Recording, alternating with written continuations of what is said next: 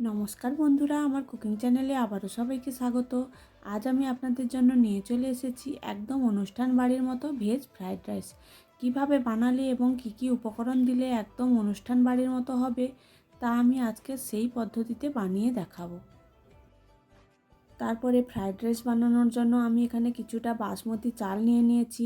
চালগুলো 4 থেকে 5 বার পরিষ্কার জলে ভালো করে ধুয়ে নেব। ধুয়ে আধ ঘন্টার মতো ভিজিয়ে রেখে দেব। ভিজিয়ে রাখলে সেদ্ধ করার পর ভাতগুলো খুবই লম্বা লম্বা হবে। তারপর আমি একটা হাঁড়ির মধ্যে কিছুটা জল আগে থেকে গরম করতে বসিয়ে রেখেছিলাম চালগুলো সেদ্ধ করব বলে। জলটা ভালোভাবে গরম হয়ে গেছে, ওর মধ্যে পরিমাণ মতো লবণ আর অল্প একটু সাদা তেল দিয়ে দেব। দিয়ে আগে থেকে যে ভিজিয়ে রেখেছিলাম চালটা, ওটা জল থেকে ছেঁকে সবগুলো হাঁড়ির মধ্যে দিয়ে দেব। দিয়ে ভাতটা রান্না করে নেব।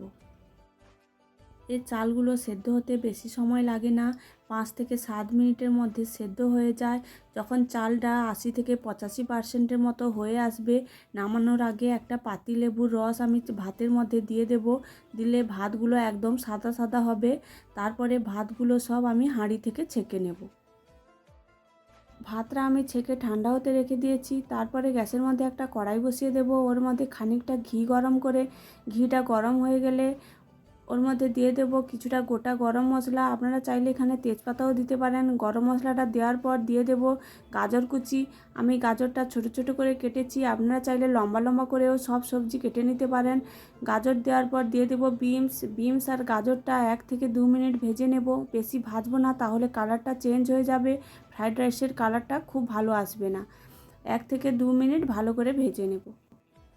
বিনস আর গাজরটা 2 মিনিটের মতো ভেজে নিয়েছি। তারপরে এর মধ্যে দিয়ে দেব সবুজ মটর আর কিছুটা ক্যাপসিকাম কুচি, সেগুলো ভালো করে নেড়ে নেব।